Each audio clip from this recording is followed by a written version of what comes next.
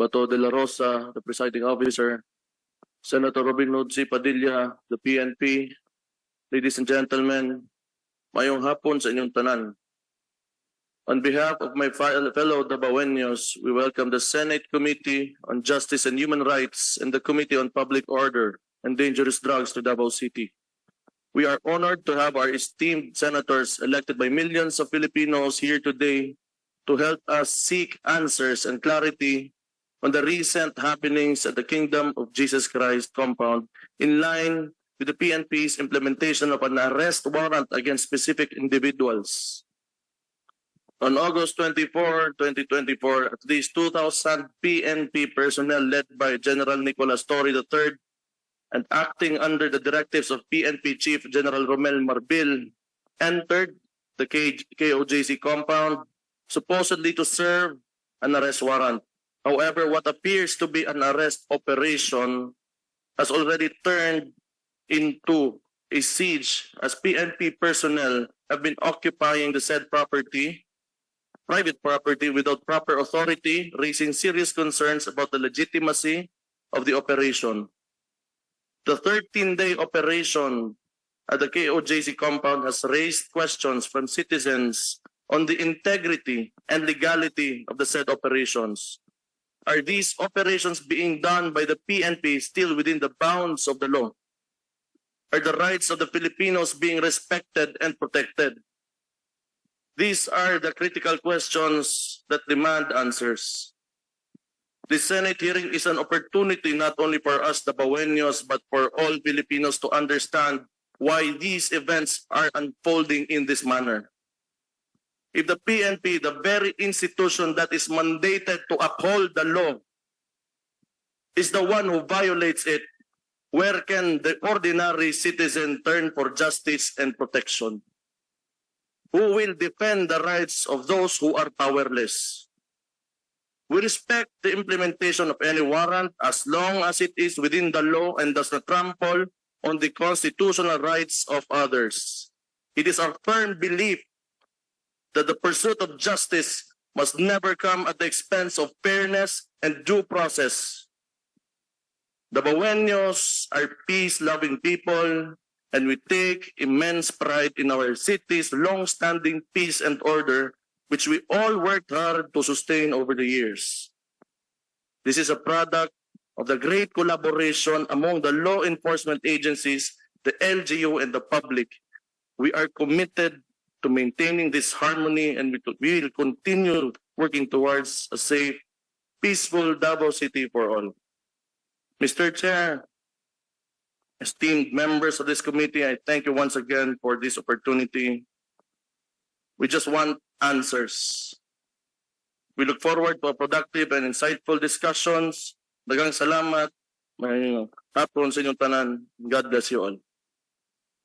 Thank you, Mayor Duterte. Vice Mayor Kitain, you have an opening statement? Thank you. Who else would like to deliver his opening statement? General Torre, you have opening statement? I would like to defer, sir, after the presentation of the issues, sir. Okay. Thank you. Human Rights Commission. Are the human rights, do you have an opening statement? Good afternoon, Your Honors, and everyone here in the public inquiry. First and foremost, the Commission on Human Rights is thankful that we are continuously being invited as resource person during these inquiries. Our chairperson regrets he could not attend this specific inquiry due to pressing concerns from the central office. The Commission on Human Rights, I would just like to inform everybody that we are continuously monitoring and reporting the incidents that are taking place in the KOJC compound. We report all of this to the central office, and that I know that there's an immediate call for the conclusion of our human rights investigation, but we would like to express to inform everybody that we have to conduct a thorough investigation. In that case, we should have substantial evidence in order to conclude our human rights, our investigations. And for that, we appeal before the parties here, the KOJC and the PNP as well to take notice of our letter request for statements and affidavits po. So that will help us since there's a call for the immediate conclusion of our investigation. So that will be all for now, Your Honors. Thank you, Human Rights. Mas turo sana yung investigation ninyo kung sumama kayo sa amin kanina doon sa... Your Honor, I was there po. Nandun ka? Yes po, Your Honors. Nandun ka? And since day one po, the Commission on Human Rights is always there to monitor. Medyo- Kanina yung... Kanina po, nandun po kami. We are six, I myself was there. Doon Nakasunod- sa... yes po, sir. Sa Yes, ilalim. Your Honor. Yes, Your Punta Honor. ka? Nandun din po kami sa medyo pasilip-silip sa ilalim ng mga paa dahil hindi din namin nakikita.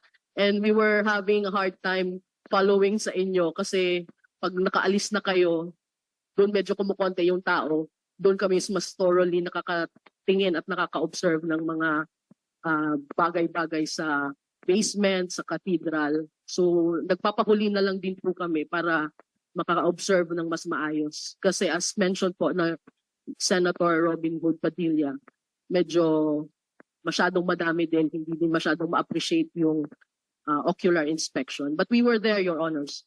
Mabuti. Maraming salamat. Alam mo, human rights, very important yan. Not only for the human rights of the KOJC members, also the human rights of the police na andun. Ha? Yes, Your Honors. We are taking into consideration as well, of course, allegations of human rights violations from both sides po. So pareho po namin tinitingnan lahat ng mga incidents. We just need we do have videos and coverage, but of course we have to identify the names and the specific victims po. Can this committee request a copy of your investigation report? If it's done already, please submit to this Yes, committee Your Honors. for our reference, okay? Yes po, Your Honor. The regional office on our level po, we submit our reports and our recommendations to the central office. It is our chairperson and the other commissioners who will decide on the findings of human rights violation eventually. But I will relay to them, Your Honors, this particular request of furnishing you copy of the findings. Please relate to them. Your bosses there in the national office are actively participating in this inquiry. So, Yes, pakisabi na lang kung meron na kayo. Kasi kayo naman on the field, nagkakandak na investigation, di ba? Yes, Pagpasa nyo doon, sabihin nyo, bigyan ka agad yung committee Yes, namin. yes, Your Honor. Thank you. Thank you, ma'am. Anybody else want to deliver her opening statement? From the government agencies? Napolcom, you want to deliver do you have an opening statement? Wala.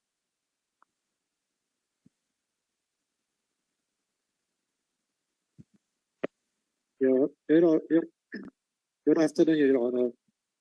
None at the moment. We will be responding as the questions are being asked. Okay, thank you. Thank you. And I would like to thank you for traveling to Davao City. That goes to show that you are concerned, very much concerned about this issue. So, salamat at nagpunta ka dito. Next, may we hear from the ALG? Yeah, you have the floor, sir. Your Honor, on the part of the DALG, we express our support, our respect, and our cooperation with this committee, and we share the committee's desire to see that the rule of law, human rights, and maximum tolerance and respect for the Constitution is upheld. Yun lang po, Your Honor. So you also travel from Manila, Yusek? Yes po, Your Honor. Thank you. Salamat.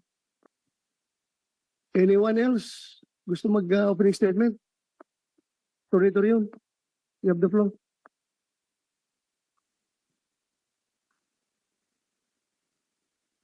Assalamualaikum warahmatullahi wabarakatuh. In behalf of the KOJC honors as well as the JMC, we would like to express our heartfelt thanks for conducting this Senate hearing this afternoon. This really comes as a gift to us, especially in the light of the fact that we have been under attack. We would like to begin by quoting People versus Arota, Your Honor, where the Supreme Court said that it is simply not allowed in a free society to enforce a law or to violate a law rather, to enforce another, especially if the law violated is the Constitution itself. What we are seeing here, actually, Your Honor, is the rape of the 1987 Constitution in the guise of the enforcement of a warrant of arrest. We feel, Your Honor, deeply that while we may concede that there is indeed a warrant of arrest, the validity of which is still under question before the Court of Appeals, we feel that the same should not be used as a license to violate fundamental rights of citizens, of third persons, not included in the warrant of arrest. In this case, Your Honor, from the get-go, when General Torre allegedly served the warrant of arrest, we already informed him that the warrant he was bringing was only one, that of a person in the name of Sylvia Simanes with an address in Pasig City. We felt that if he was informed that if he was given that information, he would adjust and look for other copies of the warrant. We know that we may be served with other copies of the warrant, but until now, there is no service. The warrant of arrest was used to destroy the rights of individuals. Tear gases were used, and despite the clear evidence to the contrary, PNP denies this. Freedom of religion, where the cathedral itself has been denied usage to the members. The warrant of arrest has likewise been used as a license to conduct random as well as omnibus search to all the properties in the KOJC compound. It has likewise been used as a license to turn the property into a police garrison where members cannot anymore freely use the school as well as the cathedral as well as numerous rooms located therein. So therefore, Your Honor, we thank you for this opportunity, for giving us a breather. We are hoping and praying earnestly to Allah subhanahu wa ta'ala that after this hearing, Your Honor, the police or the PNP leadership would realize that indeed they may be serving a warrant of arrest, but in the service of such warrant of arrest, they should bear in mind the fundamental rights likewise of third persons not actually mentioned in the said warrant of arrest. Your Honors, the violations here and the evidences are overwhelming. And we hope, Your Honor, that this can be corrected soonest and fast. And we have actually presented, Your Honor, a blow-by-blow accounts of what transpired from August 24 until today, Your Honor, where even the temporary protection order, which was lawfully issued by the regional trial court on the third day, this was brazenly violated. The temporary protection order was a clear order, Your Honor, which provided supposed judicial relief to third persons who are not affected by the warrant of arrest. The temporary protection order was directed against the restrictions and control being employed by the PNP, which led to grave violations to the constitutional right of third persons to their right to life, liberty, property, and even security. And that is why they were ordered right away to cease and desist from performing any act or omission that violates the petitioner's rights to life, liberty, or property, and they were ordered to remove any blockade or barrier that may hinder the petitioner's rights to life, liberty, or property. But what happened after that, Your Honor, was that the cathedral was likewise barred and cordoned, and no member can anymore pray therein. The JMC school was likewise cordoned, and no student can likewise use the same. Even the hangar was controlled by the policemen.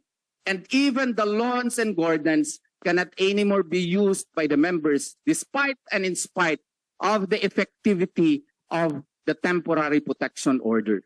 We see therefore, Your Honor, here a wanton violation by the police despite the fact that they took an oath to serve and protect.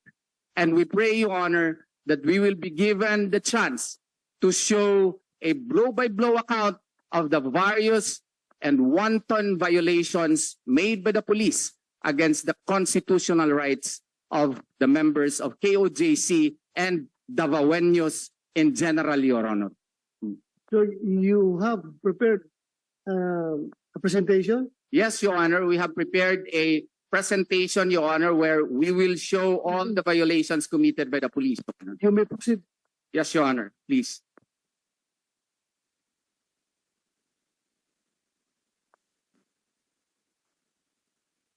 This is actually day one, Your Honor, 3:50 in the morning, August 24, where PNP used excessive force. And they deployed 3,000 PNP personnel, Your Honor, with truncheons, riot shields, and heavily armored staff to enforce the warrant of arrest. And the PNP actually at that time surrounded the compound, and several personnel were assigned to secure the following areas. They developed themselves into sectors, Your Honor. We were able to get a copy of that in the cathedral, Your Honor, because some policemen, Your Honor, were not so careful in the safekeeping of that, document, Your Honor. We can see that they were actually divided into 12 sectors. Sector 1, 5 teams of CDMO were deployed just outside the KOJC compound. Sector 2 in Jose Maria College and KOJC Cathedral. Sector 3, Bible School, Open Field Dorm, Publishing House, Small Houses. Sector 4, Mechanical Building, Jasper Wall. Sector 5 is the Kingdom. Sector 6, Q Palace. Sector 7 is the Hangar. Sector 8, the Empty Lot, Your Honor. Sector 9, Engineering Houses. Sector 10, Stockroom. Sector 11, Transportation Area. Sector 12, the Anatomy or the Near Taxiway. You can see, Your Honor, the overwhelming excessive force that they have employed in this case. Attorney, Yes, Your Honor. where did you get this? From them, Your Honor, because they were so careless in the handling of documents. And one document, Your Honor, fell off, and one of the members, I don't know who, was able to secure it and gave it to us, Your Honor. At that time, PNP even had aerial support, Your Honor. And the next slide would prove that. No, drones were seen flying during the execution phase, and even days before that, drones were already flying above us, Your Honor. And the next slide will also show that they have high-tech equipment, long-range acoustic device or LRAD, no? And I actually experienced that when General Torre used that early in the morning, where your eardrums were about to explode even after brief exposure. Next slide, please. And Hold mo na, Attorney. yes, Your Honor. I would like to get the response from General Torre. Is it true that you're using the LRAD during worship time? Habang nagpe-prayer sila, sinasabayan daw nyo ng LRAD? Please, I kept an open dialogue. And I will not allow such kind of activity to be done if it has been done. But there's nothing that has come to my attention that there was that kind of complaint, Your Honor. thank you if yun ang stand mo about that, ha? Dahil you can just imagine kung ikaw ang nagsisimba sa loob. Tapos tirahin ka ng LRAD para sasabog yung tenga mo. I can just imagine kung paano mangyari sa'yo. We don't do that, and we'll never do that, Your Honor. So, Intentionally, they're not because, doing that. That's baloney, Your Honor. We have so many videotapes and videos, Your Honor, that would prove actual footages that would prove that in times of worship and prayer, Your Honor, somebody would put on the ILRAD, Your Honor. Ako, okay lang sa akin gamitin nyo yan kung rowdy, very unruly yung mga tao. Pero kung panahon ng pagsisimba, my God, I can just imagine kung bakit natin gamitin. Please Your Honor. respond. Your Honor, the LRAD is being used as a public address system to make sure that all the messages are pushed through. However, Your Honor, we are not aware of the schedule of their prayers, of their activities inside because the LRAD is outside. Okay, And if- okay, If only okay, sandali. my attention was Hindi called. kayo nakiusap sa kanila na please, kung pwede, nagpe-pray kami dito, huwag ninyong gamitin yan. Many times, Your Honor. Many times. Many Ano times. But, kinausap nyo? yung mga police officers po niya dun sa field po, Your Honor. Meron siya, ang dami kasi mga policemen doon, Your Honor. At one time, they even reach about 4,000 or 5,000, Your Honor.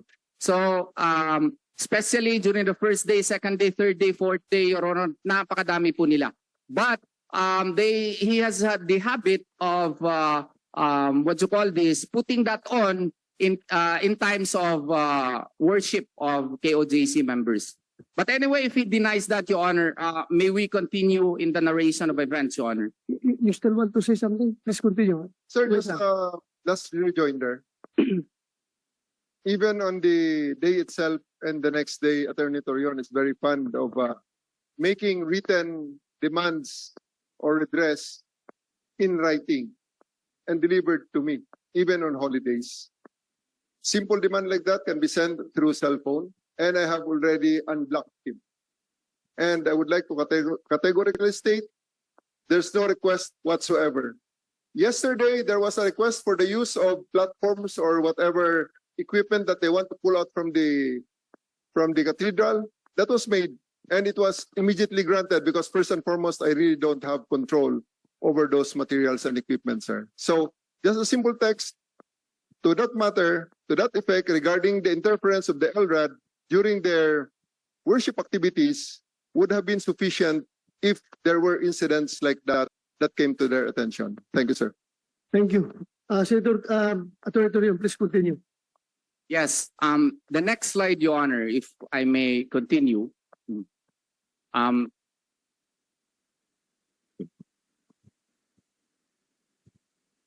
And this is the key, Your Honor, in the determination as to whether or not the operation to our mind is legal, Your Honor, because in this interaction, Your Honor, General Torre only presented one warrant of arrest, and that is of Sylvia Simanes. Until today, he has not yet presented any other warrant of arrest, Your Honor.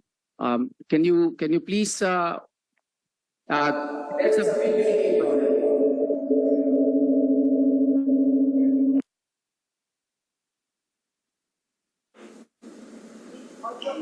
from ang address dito, sir, Pasig City, Metro Manila, sir.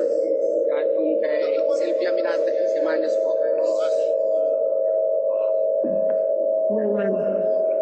Pwede ba patulong dyan sa pandito, technical? Baka pwedeng mawala yung echo.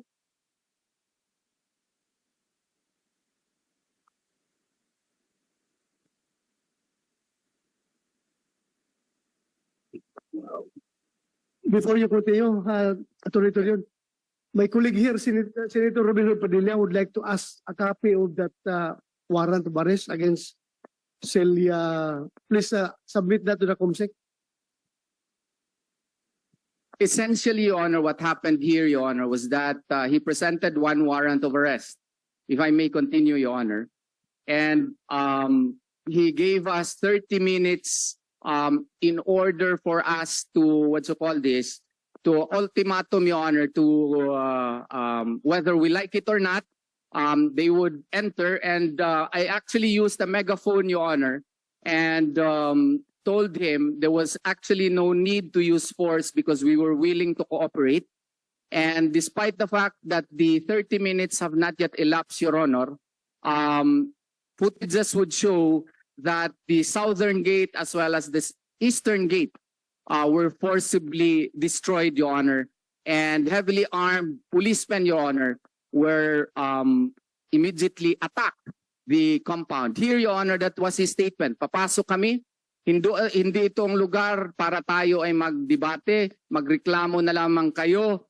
At sabi niya dito, he will conduct the search on their own terms. That was his declaration, Your Honor. So even if the 30 minutes, next slide please. Even if we also reminded him, Your Honor, at that time that there was actually a certification from the NBI that the warrant of arrest has already been served. Yet, even before the 30 minutes, the picture would show that some of his men did not wait for the 30 minutes. They immediately breached the back part of the compound, the eastern side. They broke it, Your Honor, specifically in Sector 7, Sector 10, and Sector 11. And they showed evident premeditation and treachery to attack KOJC members rather than to serve the warrant of arrest because they loved tear gases, Your Honor. And the result is this. Next slide, please. Attorney, Yes, Your Honor. why 30 minutes? I don't know with him, Your Honor. He gave us 30 minutes, but we told him there was no need for you to use force. We are willing to cooperate. But he was, I think, prepared with some form of a speech. He even taped it in his LRAD, Your Honor. He continuously played it. There was a deafening recording, Your Honor, played on his LRAD that kami ay nandito para mag-implementar ng warrant of arrest. Parang ganun ba? Meron siyang tape recording po. And then he was giving us 30 minutes, Your Honor. But then again, I pointed out to him, no need to use force. We are willing to cooperate. So he said, Your Honor, we will give you 30 minutes. And whether you like it or not, we will open the gate and we will open the gate and we will serve the warrant based on our own terms. Ang nangyari kasi, Your Honor, pa-open na namin yung gate, hindi pa lumampas yung 30 minutes, sinira na nga yung southern portion. Tapos, pumasok yung mga armadong mga pulis, naglob na mga tear gases po, na-shock yung mga tao po doon sa likod, at namatay yung isang tao, right then and there, 4 others suffered heart attacks, Your Honor. And 4 minor children, Your Honor, suffered severe anxiety attacks. Yan sa cathedral yan, nandyan ako po nung nangyari yan, Your Honor. Kasi gulong-gulo kami, ang dami po nila, no? And while that was going on, thousands of policemen, Your Honor, were immediately conducting omnibus search to any and all structures. Sabay-sabay po. Sabay-sabay. Pause muna, Attorney. I am very much disturbed. Yung sinabi kanina ni Miss Cardona. May sinabi ka kanina during the inspection na while someone was dying, you were asking for help para pasukin doon para kunin yung biktima, and yet yung mga pulis walang ginagawa.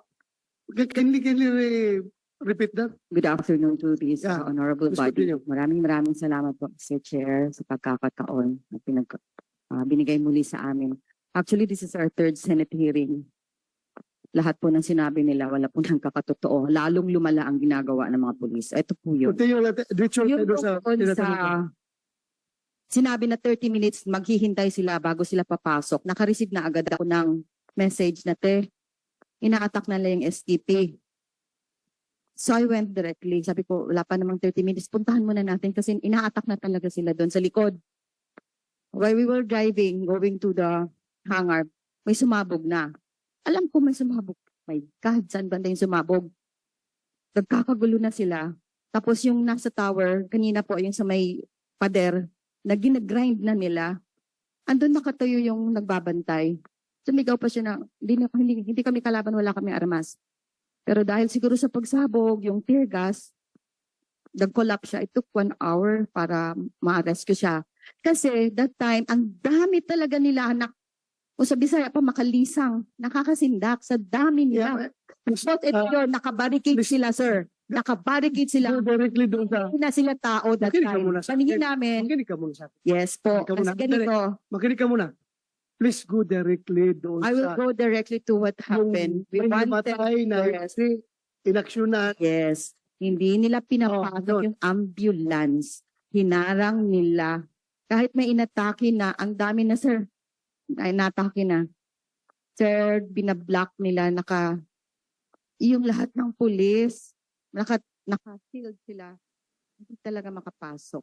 Kaya ang So sino nasabi ko, kumuha nung yung biktima na namatay later on? nagpatulong na kami sa mga workers, sir, kasi ibaba na namin siya. I think 1 hour after, sir, nagkakagulo. Saan kami pumupunta kasi lahat ng pulis paikot-ikot na sa compound. We were going around because attack was already full-blown. And as we have said na pag full-blown na yung attack, hindi lang doon sa main gate, mag-siren na. So the siren has already sounded and everywhere there was really chaos and death. Sabi nila sa akin nung mga maliwanag na kasi sir, 5 na yung namamatay. Sabi ko, "Oh God." Tapos kahit na-atake na yung nasa hangar sir kanina, di ba? Nakabarikada yung mga pulis. Kahit pilitin namin, wala, ano ba naman yung lakas namin? Ang lakas nila, ayaw nilang magpadaan talaga.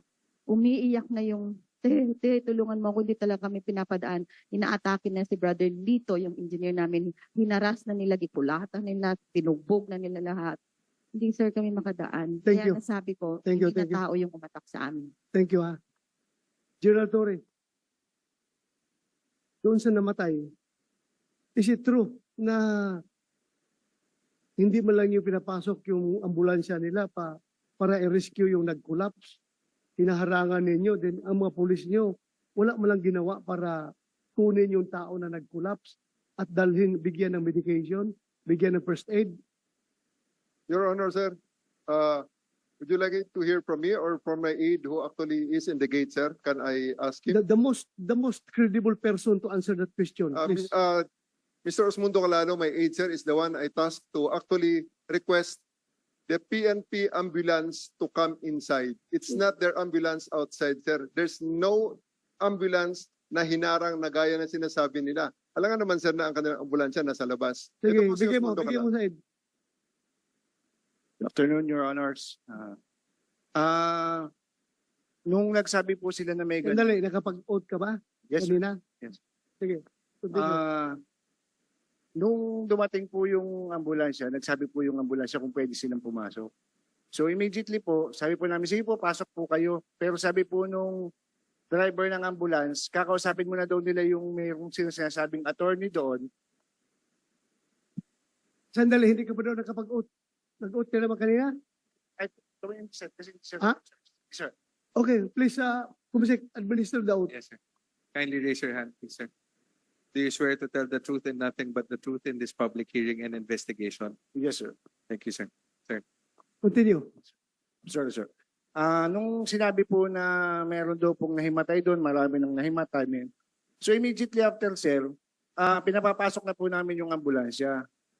Ambulansya ng pulis. Pinapapasok na namin. Meaning, hindi nyo pinapasok initially. Sir, kasi po, nakaharang po yung kanilang fire truck doon at saka ang dami po nila doon. Hindi po, Kaninong ambulansya yung ibig mong sabihin na pinapapasok na? yung pong aming ambulansya at saka po yung ambulansya din na meron pa pong dumating yung ibang ambulansya na pinapapasok nga po. Hindi po talaga sila makapasok kasi po, yung fire truck nila nakaharang doon, yung mga tao nila, unruly po, hindi po namin mapakiusapan na tumabi kayo, pumasok kayo. Kaya nag-decide po yung isa pong ambulance driver doon, nag-decide po siya na parang may kakausapin pa po sila sa part ng KOGC. Tapos nag-decide po sila na yung pong mga yung may mga nahimatay ay i-accompany na rin po nila palabas. Pero later on din po, nakapasok pa rin po yung mga ambulance doon. Namimili po kasi sila ng ambulansya, sir. Ayaw nilang sumakay, ayaw nilang gamitin yung ambulansya ng PNP. Ang gusto po nila yung outside na ambulance, sir. Yung hindi po sa PNP. Of course, give them the benefit of the Yes, doubt. Pasyente nila yun eh. Yes, sir. Yes, sir. Whether or not, anong gusto ng ambulansya, basta meron silang gusto papasukin, dapat pinapasok nyo agad. If I may, Your Honor. Yeah, go ahead. Actually, Your Honor, meron kami ambulansya, ayaw nila ipalabas. So, napilitan kami, one of our members called the City Government of Davao. it was actually the city government of Davao who provided the ambulance. Ito po, yun pong nakapasok at nakakuha po ng pasyente. Mayroon kaming footage po. Meron kaming footage sa nangyari po. Na, Pero after how long? ay nako, mga 11 o'clock na ata or 12 o'clock. Ilang oras nga? Ilang oras? from the Lunchtime incident? na, lunchtime na po. Ha? Lunchtime. It was a total So, patay na. Patay na yung Patay. biktima? Patay na yung biktima po. Your Honor. Mhm. Your Honor. Alam mo, before you answer, we are here to save lives. Di ba meron tayong doktrina sa PNP? Regardless kung makalayas yung kriminal, yung suspect, bahala na makalayas yan kaysa makapatay tayo, makakitil tayo ng isang buhay. Yan ang ating kwan eh. Kahit na makalayas siya, basta hindi lang tayo makapatay ng So, ngayon naman sir, Attorney Torion is saying that ang ambulansya nila pinipigilan naming lumabas. Ano ba talaga sir ang kanilang ina-allege? Because the real situation there sir is that just like Attorney Torion has presented so far, we planned for this operation thoroughly sir, including casualty mitigation. And because of that, nandun sir ang ating mga So if you ambulansya. have planned it thoroughly, including casualty mitigation, bakit may namatay? Sir, ito sir ang situation. Sige. Ang available na ambulansya, nung sinisigaw nila na may casualties doon sa tower, sir, ay ang aming PNP ambulance. Nandun ang health service natin at meron din tayo yung ating Don Merecido Ambulatory Hospital, sir. Kuhan niyo, sir, mga siruhano galing sa Southern Philippines Medical Center ang pinaghanda ko. Kasi we are expecting great casualty, sir. Surgeons ang aking pinaprepare para siguradong expert ang nandyan, sir. And we have the ambulatory clinic prepared for almost anything at that level. Ngayon, Kaya sir, kaya nga pina-explain kita, bakit may namatay? Ano nangyari yun? pinapapasok namin ang aming ambulansya, sir. These people, as my aide had stated a while ago, prevented that ambulance at napakatagal bago papasukin, sir. Nung hindi nagpapasok? Your Honor, excuse me, Your Honor. Sir, The video po will not lie. The video will not lie at Torre. Hinarang po nila, Your Honor, yung ambulansya namin. Hinarang po Please. nila. Order. Hindi tayo magkaintindihan dito. Let us not take sides muna, ha? Let's hear properly. Huwag muna tayo mag-take sides. Sige. Sir, napakarami ng panahon na iba-ibang mga ambulansya na ang gumalaw. At ang bottom line dyan, sir, ang nagdala niyan at nagbigay ng first aid pa niyan, sir, ay pulis natin using the PNP ambulance. Kung anong oras nila kinuha yan, sir, lahat, sir, second day, third day, fourth day, may mga ambulance, sir, because one of the information that we received is that Mr. Kibuloy is already wearing nurse's garbs and will use an ambulance to get out of the compound. Isa lang naman, sir, ang bottom line dito. Ayaw lang namin makalabas si Kibuloy dahil nasa kanya ang lahat ng assets na yan. Hindi naman sigurado yun, sir, na first day yan eh. Oo prove nga. that, Ayaw natin makalabas si Pastor Kibuloy, pero Bottom at the line, sir, expense sa buhay ng isang tao, hindi. sir, on the first day, sir, it is on record that yung namatay na yun, sir, pulis natin ang nagdala sa ospital using PNP ambulance. Yan po, sir, ang hindi pwedeng i-deny dyan, sir. Your Honor. Unless na meron silang ibang ebidensya. Yeah, go ahead. Sandali. Hindi po ma-deny ni Mr. Torre yung video. Hinarangan talaga nila yung ambulance na nagmatigas po sila, Your Honor. Sawang-sawa na kasi kami sa kasinungalingan. Yung sinabi po niya, Your Honor, na si Pastor magdamit ng nurse, marami po sila. Pwede po nilang i-check yung van. Lahat po na sasakyan pwede i-check. May checkpoint pa po sa labas eh. I-check nila lahat po eh. Hindi nyo ba naisip yon? 3,000, 4,000, 5,000 ba kayo na mga pulis dyan? Kahit i-check nyo lang po yung laman ng van at padaanin nila, Your Honor, for humanitarian reason. Wala ba sila mga puso? Namatayan po kami, Your Honor. Namatayan po kami. Tapos, ang galing-galing po magpalusot po ng ating magiting na general. Ayan po, hindi po maglayang video. Hinarangan nyo po ng CDM personnel nyo. Grabe po, halos sagasaan na lang yung mga personnel po ninyo, Torre. Sandali. Yung hinarang na ambulansya, nakalusot ba yun eventually? Yan. Nakalusot from that barricade? Ha? As we speak, yung tinan mo yung video, yan, hinarangan. Ituloy natin. Tuloy, play. Lumusot ba yan from that barricade? Pero nakalusot. Sinong nag-drive?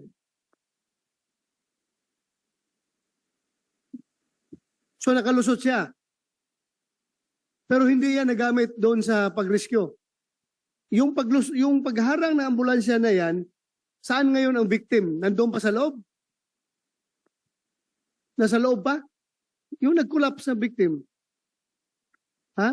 Kasi sabi nila, police daw ang nag-rescue. Ang nagdala sa ospital, police. Using your own ambulance. Yes, sir. Kayo nagdala. Yes, sir. Yes.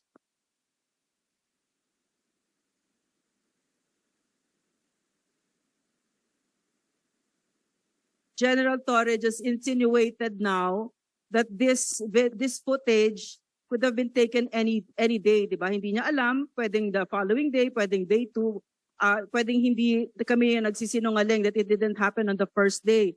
But in fact, this was shown on the day, on the telecast of that day when Torre raided the KOJC. And sir, may I just step back a little bit? Because I think that question is so important when you ask, bakit 30 minutes, di ba? You ask that the first time when he gave that warning, bakit 30 minutes? The simple answer is just capricho. Now, so why is that important to point out? It's important to point out because this is what the KOJC has been bearing all these 14 days. Yung tyrannical, this petty tyrant, General Torre, who abuses and really oppresses everybody there. And it's so arbitrary and just based on his whims and caprices. And after that, Your Honor, no? Go ahead. Yes. Pagpasok kasi, plus bomb, may narinig kaming plus bomb eh. After that, lobbing of tear gases. Pumasok kami, may mga pictures po tayo.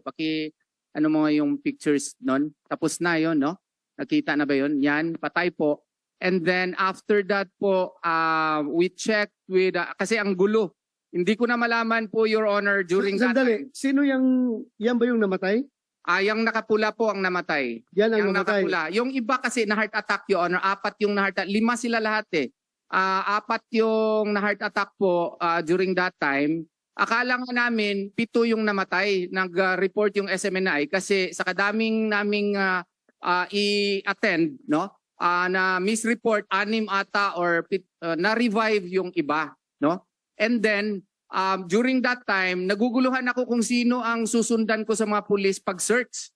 Kasi ang dami nilang, may nag-search sa hangar, may nag-search doon sa Bible School, may nag-search doon sa, JMC, may nag-search sa Cathedral. There are more or less sa Kingdom, ang laki. So, by mga 9 o'clock po, na-search na ata nila, 9:41, lahat ng mga pulis nila, grabe yan po ang, report ng CDRRMO. At on that day, 54 po lahat ng mga pasyente ang na-attend ng CDRRMO, no?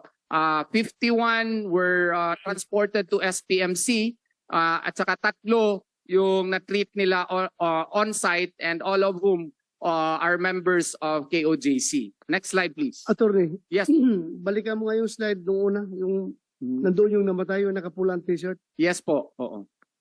Yan. Yan, yung nakapula He t-shirt is po. being attended by, who are these people? Mga members po. Members ninyo. Walang pulis po nag-attend sa kanya despite our pleas, no? Paano nyo nakarga sa ambulansya nyo na ang nag-asikaso pala nito mga tao nila? Your Honor, they used the cathedral as the casualty collection point. Okay. Many times I attempted to enter that place. Many times I was barred by these people. And only in the brink of dying, nung mamatay-matay na ang kanilang kasama, actually sir, humihinga pa yan na isinakay sir sa ambulance. Nung alam na nilang hindi na nila kaya sir, ibinigay na sa pulis sir. Kaya dinala namin sa ospital. At kami ang nagdala sa ospital niyan sir. So, alam niyo na may mga casualty doon sa loob ng Yes cathedral. sir. Yes sir. O We hindi want kayo to help tumulong na dalhin sa ospital ito. Sir, ako personal na pupunta ron, sir. Hindi nila ipapakita, mamaya sir, ipapakita ko ang klase ng mura at pag-alipusta na kanilang ginawa at ang pakiusap nila, this is the most sacred place, this is our cathedral, huwag kayong pumasok dito at andyan ang mga may sakit. Okay po, no problem po. Kaya hindi namin talaga sir napasok yan only after the third, fourth day na sir.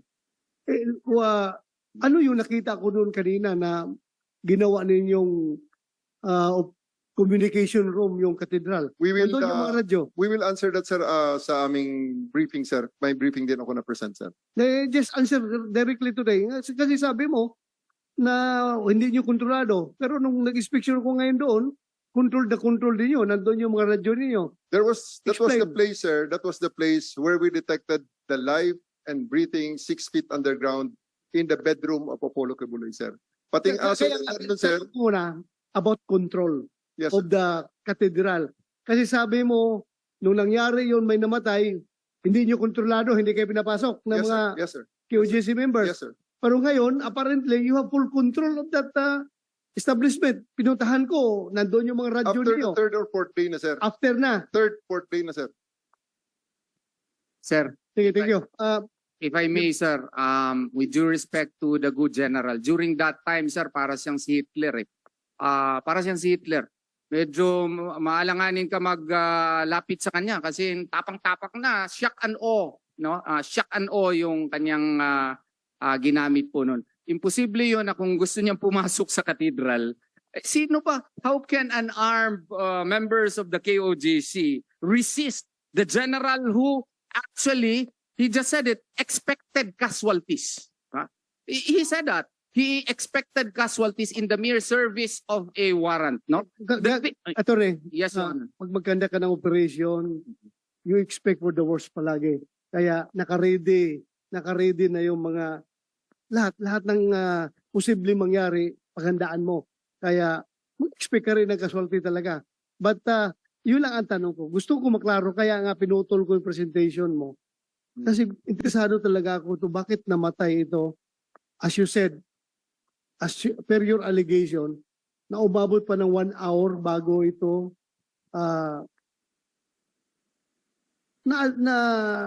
nabigyan ng pansin. Apparently because hindi nyo mapuntahan dahil hinaharangan kayo ng pulis. Ngayon, ang pulis rin nagsabi na sila nagdala sa ospital, pero yun pala, after nung na-determine nyo sa loob na mukhang malabo na ito, kailangang dalhin na ng ospital. Am I correct with that understanding? Mr. Chair, Yes. ang nangyari po doon, di ba madaling araw? Yun na, pagsabog na nung tear gas doon sa may gate na pinuntahan natin, nag-collapse na si Brother Edwin sa tower kasi siya yung nasa tower. May video po. Okay, sige. Tapos, hindi namin siya mababa kasi nakaharang yung police. Yun yung totoo. Kahit tanungin natin yung mga members na nandun, yun po talaga nangyari. Nandun lang siya sa taas. So nakita ng mga pulis na nandun sa We were taas ng tower, asking for help.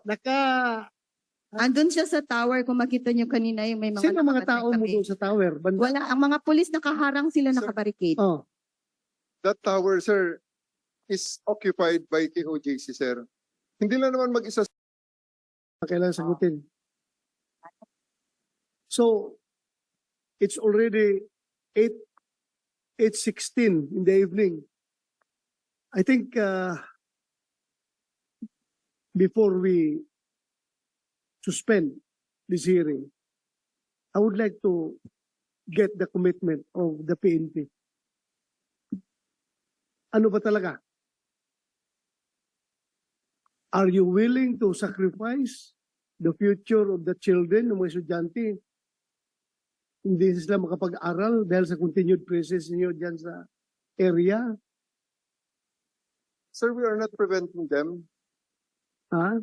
We are not preventing them to continue with their Yeah, Daily you're not preventing them, but kung ako ang estudyante, hindi ako papasok dyan na ganyan kadaming pulis.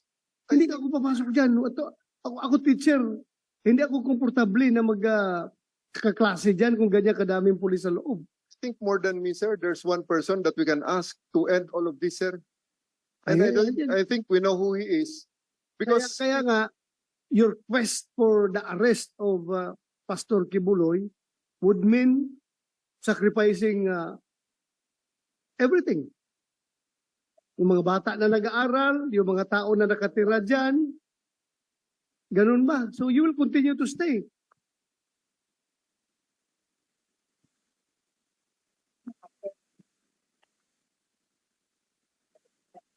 Hindi ba pwedeng bigyan nyo muna ng relief yung mga tao dyan to back to their normal lives? Tapos kung meron na naman kayong positive info, go ahead. Go ahead. You arrest Pastor Kibuloy kung nandyan siya sa loob. Alam mo, Nick, the way I see it right now, however you defend your position, you are at the losing end. Nakikita ko. And I think, I am suggesting to you, kung talagang after 13 days of occupation of that compound, still, hindi nyo na-aresto si Pastor Kibuloy, I think, it's high time for you to make a tactical retreat. For the meantime, huwag mong gawin na rason na pasubo na kami dito, tuloy-tuluyan na namin ito, sir, dahil napasubo na kami. You're not saying that, but ako, pakiramdam ko, yan ang nangyari ngayon. Napasubo na kayo dyan kahit hindi niyo nakikita. Si Pastor Kibuloy, tuluyan na lang ninyo. Ayaw na ninyong umalis. Alam mo, it's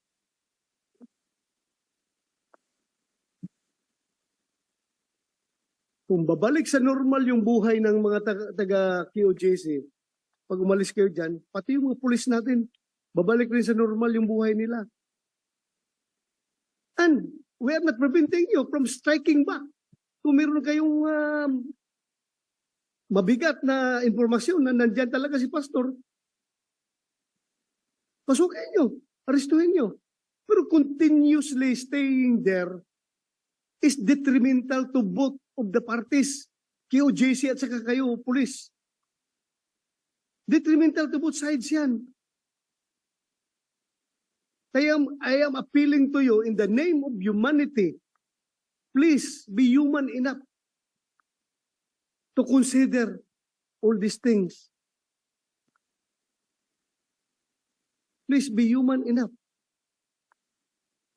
I cannot give you a direct order, although gustong-gusto ko talaga sabihan kayo na umalis na kayo dyan, but I cannot give you a direct order, otherwise it will be a legislative overreach.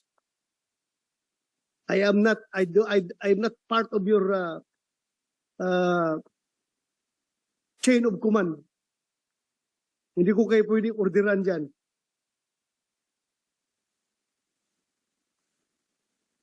But as part of our oversight function over you, we have